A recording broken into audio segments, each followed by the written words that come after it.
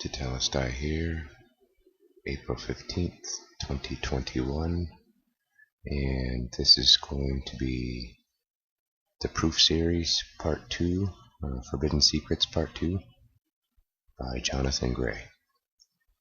This is Chapter 10 of that book, Physical Evidence, Archaeology's Verdict. The desert pushed right down to the water's edge, and as Saeed, our Egyptian friend, packed the sleeping gear onto the roof rack of our expedition vehicle, Paul watched the sun climb over the sea. If we were not mistaken, there was something quite startling down there on the floor of the Red Sea, and we were about to investigate. But this whole saga began much, much earlier, in the land of romance and mystery, in ancient Egypt. Some 3,500 years ago, in the most glorious era of her history, Egypt was the granary of the world. She was eminent in science, the arts, luxury, magnificence. Egypt was, in a sense, the superpower of that day. Slave's baby becomes a prince. And this is where we stumble upon a fascinating old story. Was it just a myth, or did it really happen? Well, here's the story anyway. In 1526 BC was born a baby who, according to the Old Testament account, was to dramatically alter Egypt's superpower status. Moses was born to Israelite parents in humble surroundings, but by a bizarre twist of circumstances he grew up to be trained as the son of a pharaoh's daughter. Because of his relation to the throne, Moses had all the might and wealth of Egypt at his fingertips. He became a great statesman and a general. Yet he hid that the thousands of slaves working in the brick pits were his people, and that his destiny was linked to theirs. The time came for Moses to make his decision. He could choose to become king of what was the world's greatest empire, or to be numbered among the sweating and grumbling slaves. Red Sea Crossing. The biblical book of Exodus tells us that the Hebrew slaves led by Moses escaped from Egypt, but they were pursued by the Pharaoh's army. They found themselves trapped at the Red Sea. Strong wind opening up a passage for them to escape across a dry seabed, with a frozen wall of water on either side. But as the Egyptian army pursued, the sea collapsed upon the army, and every man in it was drowned. Now, my work requires that I deal with evidence. So was there any truth to this old story? Or is it just a colorful myth? Well, at the alleged site, the Gulf of Aqaba, arm of the Red Sea, we have had at least 30 international divers scouring the seafloor. Most of our dives have been on the Egyptian side. And hold your breath, we have actually found the remains of chariot cabs and wheels, intermingled with skeletal parts of horses and men scattered across the seabed. These chariot remains were not in perfect condition, and they required careful examination to see exactly what they were. They were covered in coral, which at first made it difficult to see them clearly. The coral was the agency that had preserved them. They were numerous wheels. Some were still on their axles, some were off. There were chariot cabs without the wheels. Meanwhile, Viveka Ponton, a Swedish lady with a work permit in Saudi Arabia, dived on the Saudi Arabian side and found and photographed more remains. These were similar to those we found on the Egyptian side, wheels and skeletons, all mixed together across the seabed. A portion of one wheel was taken up from the seafloor and presented to Nassif Mohammed Hussain of the Egyptian Antiquities Department in Cairo. He pronounced it be from the same period given in the Bible for Moses and the Exodus. Prejudging. For many today, the study of history is incorporated with ideas that there is no God. Miracles are not possible. We live in a closed system, and there is no supernatural. With these presuppositions, they begin their critical, open, and honest investigation of history. Quotes. When they study, for example, the story of Moses and the crossing of the Red Sea, they conclude it was not a miracle or even a real event, because we know, not historically, but philosophically, that there is no spiritual dimension. Therefore, these things simply cannot be. They rule out the exodus of the Israelites even before they start historical investigation of the exodus. These suppositions are not so much scientific bias, but rather philosophical prejudice. Instead of beginning with the scientific and historical data, they preclude it by prior speculation.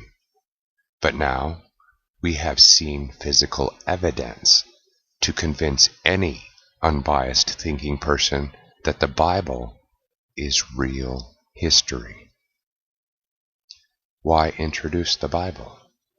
When I mentioned to an email correspondent my plan to reveal the forbidden secret and expose those who were suppressing it, he asked, why introduce the Bible into this discussion?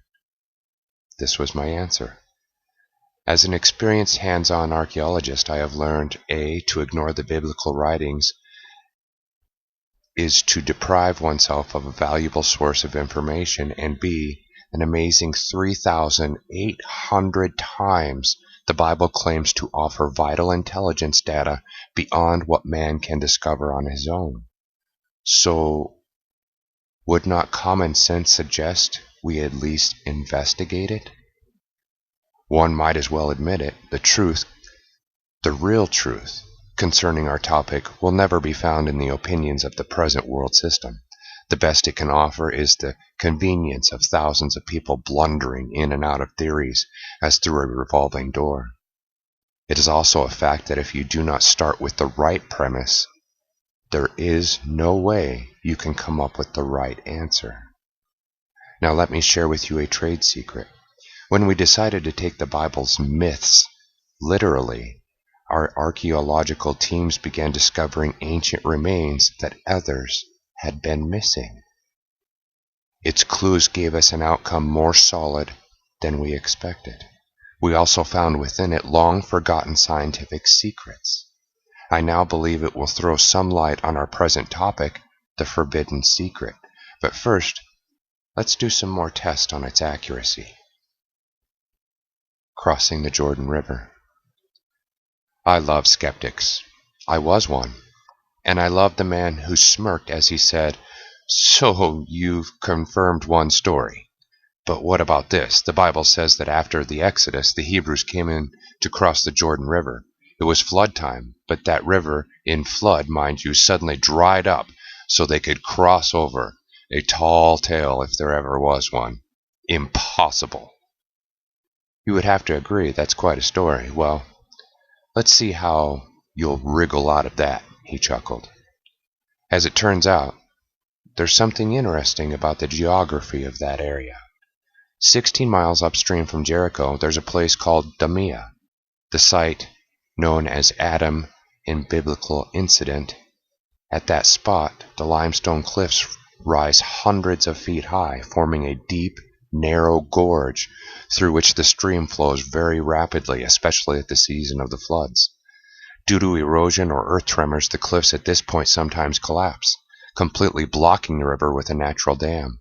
It may interest you to know that the River Jordan has ceased to flow on at least 3 different known occasions in history.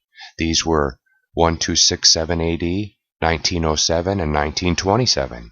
The 1927 event was actually witnessed by archaeologist Professor John Garstang.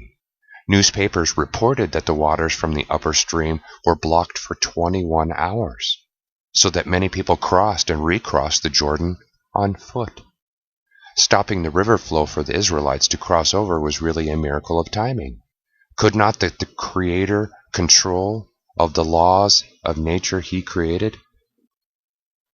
Could not the Creator control the laws he himself of nature he created? We now have evidence that such an event could happen. Critics had a ball. More and more we've been discovering that the biblical record stands up remarkably well to the missiles shot at it by critics. For many years, attacks on the Bible by the higher critical scholars of Europe stood unchallenged. That was because so many biblical claims and stories were found nowhere else except in the Bible. and it certainly did not appear that its stories were made up.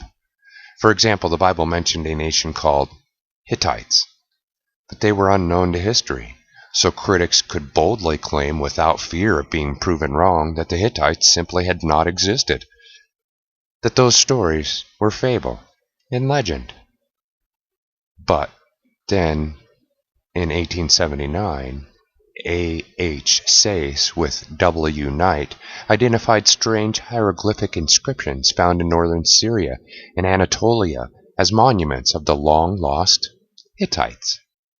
In 1860, the Encyclopedia Britannica had devoted Hittites a mere 8 lines on one column, but its 1947 edition would give over 10 full pages of 2 columns each to an article dealing with Hittite history, culture, religion. More widespread digging began to take place in the Middle East, and the deciphering of cuneiform inscriptions started to furnish evidence, which would leave the critics dumbfounded. Jericho's walls tumbled down. Another apparently wild Bible story concerns the city of Jericho on Jordan's west bank. After the river crossing, Jericho was the first outpost standing in the way of the Hebrew tribes occupying the promised land of Canaan, Palestine. The Bible says the Hebrews, led by Joshua, camped nearby. Then they marched around the city every day for a week. Then on the 7th day they marched around it 7 times. Yes, 7 times in a single day. They blew a chorus of trumpets, and the walls surrounding Jericho came crashing down. 7 times around a city in one day? Oh, come on. Well, today you can see what remains of ancient Jericho. Archaeological evidence confirms that an earthquake did actually bring down the walls of Jericho. According to Dame Kathleen Kenyon, who excavated at the site in the 1950s, scorching and ashes throughout the city prove that the destruction of the walls was the work of enemies. This is precisely how Joshua's capture of Jericho is portrayed in the Bible. An earthquake that broke down the city walls and the whole city burned to the ground. Joshua 6:24. During his excavations of Jericho 1930 through 1936, John Garstang found something so startling that he and 2 other members of the team prepared and signed a statement describing what was found. In reference to these findings, Garstang says, "As to the main fact, then there remains no doubt. The walls fell outwards so completely that the attackers would be able to clamber up over the ruins into the city. Why so unusual? Because the walls of cities do not fall outwards, they fall inwards. And yet in Joshua 6:20 we read, the wall fell down flat. Then the people went up into the city, every man straight before him, and they took the city." The walls were made to fall outward. John Garstang, The Foundations of the Bible History, Joshua Judges, New York, R.R. Smith Incorporated, 1931, page 146. The fallen walls of Jericho seen today are precisely those that came tumbling down in the face of Joshua's army. Kenyon's expedition uncovered a portion of a house wall and floor with an oven and a small jug, which appeared to be part of the kitchen of a Canaanite woman, who may have dropped the jug beside the oven and fled at the sound of the trumpets of Joshua's men. Kathleen M. Kenyon, Digging Up Jericho, page 263. The single dipper juglet was beside the oven lying on the floor. It was found in situ. It turned out that the archaeological dig substantiated the Bible story in a number of ways. Number 1, there was a king for each of the small Canaanite city-states, just as the Bible suggests. 2, there were double walls. 3, only one gateway was found. This harmonizes with the biblical comment about shutting of the gate. Unlike the ruins of other ancient Middle Eastern cities, all of the city of Joshua's time and parts of other, even earlier levels was eroded away. This is not surprising, since the crumbling mud brick structures were not preserved by being built upon by later inhabitants, because the city was unoccupied for centuries after Joshua's time. Joshua 6:21. Pottery finds in the tombs outside the city indicate that Jericho was inhabited in the 14th century, just as the Bible states. 7 times around in one day. But what about the impossibility of marching around this city 7 times in one day? Some time ago, I explored these ruins, and it is evident that Jericho was actually a collection of tiny dwellings compactly crowded together on such a scale that you can easily walk around the foundation in 30 minutes or less. Yes, the city's total size was less than 8 acres. 7 times around would be less than 3 miles. Well, it seems the biblical history has stood the investigation better than the opinions of the scholars.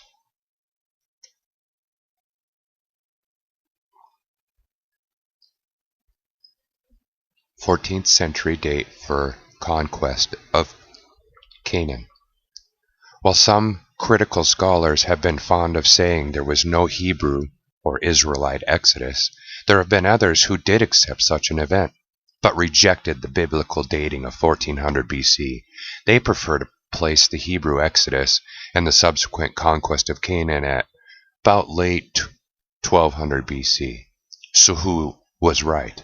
Well, the answer came with the discovery of in Egypt of a complete royal archive.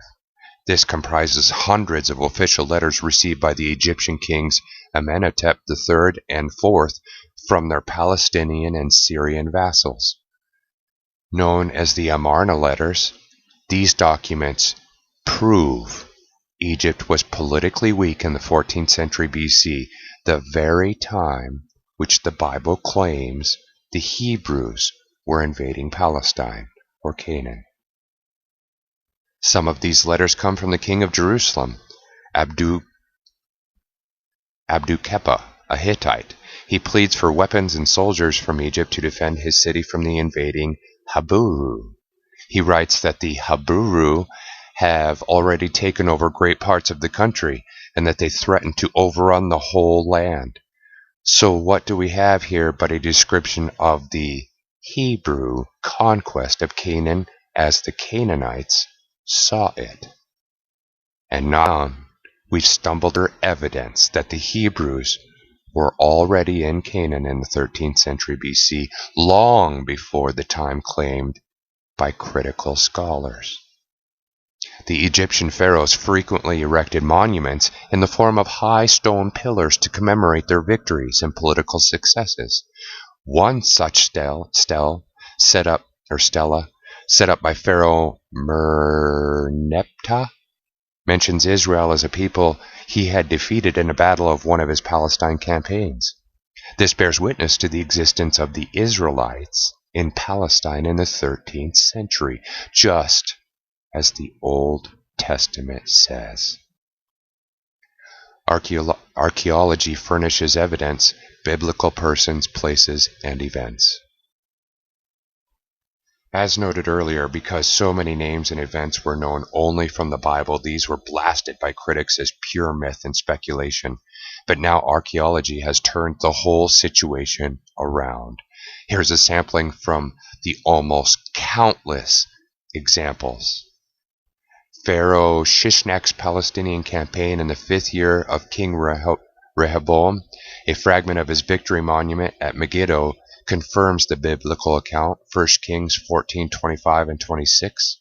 Many fragments of a beautifully carved ivory plaques from Ahab's palace, described in the Bible as an ivory palace, 1 Kings 29:39. Assyrians' inscriptions of Sennacherib's siege of Jerusalem in 701 BC against Hezekiah again confirm the biblical record, 2 Kings 18:13 to 19:36. Assyrian inscriptions mentioning the biblical kings Joash, Azariah, Manasseh, Ahab, Jehu, Joash, Menahem, Pekah, Hoshea.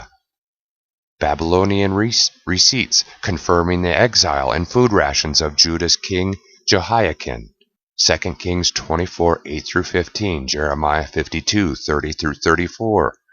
Excavations at Susa in Iran show the layout of Persian palace in such perfect agreement with the biblical description of it in the Book of Esther that scholars have been led to admit only someone well acquainted with the palace, its environs, its divisions, and its court ceremony could have written it. Almost every Assyrian, Babylonian, or Persian ruler mentioned in the Bible has been rediscovered in contemporary documents. Shalmaneser, Tilgath-Pileser, Nebuchadnezzar, Belshazzar, Cyrus, Darius the Great, Xerxes, Sargon, many others, even officials whose names are in the Bible such as Nebuchadnezzar, 2 Kings 25:8, or Nergal-Sharezer, Jeremiah 39:3, are met in the official documents of their time. Babylon's fiery furnace. The Bible speaks of 3 young Hebrew men thrown into a fiery furnace by Nebuchadnezzar, king of Babylon, Daniel chapter 3. And others whom the king of Babylon roasted in the fire, Jeremiah 29:22. Excavators in the ruins of Babylon city uncovered a peculiar cone-shaped structure that appeared to be a firing kiln for the production of brick or pottery. But when the cuneiform figures were deciphered, linguists were astonished to find this inscription: "This is the place of burning, where men who blasphemed the gods of Chaldea died by fire." That the incidents recorded in the Bible concerning punishment in a fiery furnace were in keeping with the times, it is also shown by an inscription of the Assyrian king Ashurnapal. Salmaguina, my rebellious brother who made war with me, they threw into a burning fiery furnace and destroyed his life. Nebuchadnezzar's son-in-law, in one of his royal inscriptions, claims to have burned to death adversaries and disobedient ones. Evidence that the Bible record is real history. Daniel in the lion's den. The biblical book of Daniel also records that the Hebrew captive Daniel was tossed into a den of lions, Daniel chapter 6. That such lions' dens punishment was in keeping with the times is now proven by the discovery of the same inscription of Ashurnapal that we have just mentioned. It continues thus: "The rest of the people who had rebelled they threw alive among bulls and lions, as Sennacherib my grandfather used to do. Lo, again, following his footsteps, those men I threw into the midst of them." On one occasion, as the famed excavator Marcel Delafoy was digging amid the ruins of Babylon, he fell into a pit that appeared like an ancient well. After being rescued by his companions, he proceeded with the work of identification. How astonished he was to find the pit had been used as a cage for wild animals.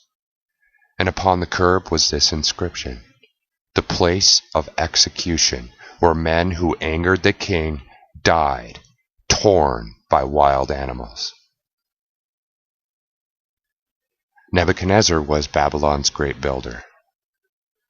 The book of Daniel identifies Nebuchadnezzar as the builder of mighty Babylon, Daniel 4:30. An inscription by Nebuchadnezzar found among Babylon's ruins and now in the Berlin Museum states, "I have made Babylon, the holy city, the glory of the great gods, more prominent than ever before, and have promoted its rebuilding." In fact, numerous bricks have been found in the ruins of Babylon, stamped with Nebuchadnezzar's name. Evidence of biblical accuracy. Belshazzar, Babylon's last king. According to the Bible, the last king of the Chaldeans was Belshazzar, Daniel 5:2-30-31. This name was unknown outside of the Bible, or works based on it, so for centuries scholars hotly denied Belshazzar ever existed. All secular histories dealing with that period listed the last king as Nabonidus. Therefore, the book of Daniel was said to be a forgery, written not at the time it claimed, but by some later ignorant writer of the 2nd century BC. Well, it was not until the 20th century that contemporary records bearing the name Belshazzar surfaced for the first time in archaeological digs. In 1924, Sidney Smith discovered a tablet in the British Museum which showed that Belshazzar was the eldest son of Nabonidus, and that in the 3rd year Nabonidus entrusted the kingship to his eldest son as co-regent, and also placed the army of Babylon under his command. This was a severe blow to critics who claimed a biblical book of Daniel to be a product of 2nd century BC and not of a 6th century eyewitness report. Babylonian Historical Text, London, 1924, page 88. By Oppenheim in Ancient Near Eastern Texts, by Pritchard Princeton, 1950, page 313. According to cuneiform sources, Nabonidus was absent from Babylon at the time of its capture. A prayer tablet of Nabonidus says, "As for Belshazzar, the firstborn son proceeding from my loins, placed in his heart fear of thy divinity. Let him not turn to sinning, let him be satisfied with the fullness of life." Evidently, the old king was quite worried about his wayward son. That Belshazzar was merely a co-ruler in Babylon is also indicated by the fact that in the Bible, Daniel 5:29, Daniel is referred to as third ruler in the kingdom. So 2 other rulers are implied. Who were the other 2? Oh, that's right, Nabonidus and Belshazzar. Intricate details puzzle skeptics. Professor R.H. Pfeiffer was typical of those who did not accept the Book of Daniel as genuinely written in the 6th century BC, but claimed it was a 2nd century BC forgery. However, his skepticism raised a problem for which he could not find no answer. The mystery facing him was how on earth could accurate information about Belshazzar have been put into the Book of Daniel at a time when this king had been so completely forgotten in the ancient world that not one of the Greek authors mentions him? Therefore, he wrote, "We shall presumably never know how one author learned that Belshazzar, mentioned only in Babylonian records in Daniel, in Baruch 1:11, which is based on Daniel, was functioning as king when Cyrus took Babylon in 538. R.H. Pfeiffer, Introduction to the Old Testament, New York, 1941, pages 758 and 759. If one accepts the Book of Daniel as genuine, then it was written when it says it was. The problem disappears. On the other hand, if a scholar does not want to give up his critical attitude or his pride, he finds himself in a serious dilemma. He cannot understand how a man of the Maccabean age, 2nd century BC, could be so accurately informed about the historical events that took place 300 years before, when no reliable source material of that period existed anymore. Kings of Israel. My friend Hugh dropped by the other day carrying a book written by a well-known modern author. Hugh wanted to know whether some claims made in that book were backed up by archaeological discoveries or not. Well, I took a good look, and here's one statement that jumped off the page. Did Moses, Solomon, and King David exist? I would say categorically no. David Icke, The Biggest Secret. Bridge of Love Publications, Wildwood, Missouri, USA, 2001, page 82. King David. It is true that until fairly recently there was no evidence outside the Bible for the existence of a King David. But in 1993, a team of archaeologists in Israel led by Professor Avraham Byram were excavating Tel Dan. This was a beautiful mound at the foot of Mount Hermon in northern Galilee beside one of the headwaters of the Jordan River. Anyway, on July 21st that year, they came upon a triangular piece of basalt rock, measuring 23 by 36 centimeters, inscribed in Aramaic. It was eventually identified as part of a victory pillar erected by the king of Syria and later smashed by an Israelite ruler. The inscription on the stone dates to the 9th century BC. This was about a century after David was believed to have ruled Israel. The inscription includes the words Beit David, which means house or dynasty of David, and also refers to King of Israel. So you see, the inscription refers not simply to a David, but to the house of David, the dynasty of the king. This reference to David does not strongly indicate that a king called David established a dynasty in Israel during the period that the Bible states. But that's not all. In all the inscriptions on a stele known as the Moabite stone, another scholar found the same name, House of David. This is similarly from around 900 BC, 100 years after the alleged time of King David. So I ask you, how did King David's name appear in historical records if he were no more than a later literary invention? As time passes, more such evidence involving Bible names and places is being discovered, and like it or not, the skeptics are constantly having to retreat. Very well, so King David is real. But where's the evidence for Solomon? Because I noticed that our friend David Icke in his book says, Solomon, it's all invention. King Solomon. Pardon me if I now ask who is really inventing tales, because archaeologists have been stumbling upon evidence after evidence of King Solomon. Temple Hill Tablet. Israeli geologists announced on January 12, 2003 that they examined a stone tablet dating to 800 BC, which detailed repair plans for the Jewish temple of King Solomon. Tests confirmed that this Temple Hill tablet, as they named it, to be authentic. See the report by Lori Copans, The Associated Press, January 14, 2003. Of course, some stone tablet finds are later presumed to be forgeries, but not this one. We must be careful not to confuse the two. Phoenician Treaty Record. The Bible speaks of a treaty that Solomon made with Hiram, king of Phoenician city of Tyre. 1 Kings 5, 1 and 12. The historian Josephus informs us that 1,000 years later, independently kept copies of this Phoenician treaty with King Solomon could be read in the public archives of Tyre in Phoenicia. Flavius Josephus, Antiquities of the Jews, Book 8, Chapter 2, Section 7. Ethiopian Record. Furthermore, an independent Ethiopian epic, the Kebra Nagast, written about 850 BC, tells the story of an Ethiopian queen's visit to King Solomon of Israel, and of the enormous riches and gifts that he showered upon her. Indian Record. Then there is a mountain in Srinagar, India, called Takhti Suleiman, otherwise known as Solomon's Mountain.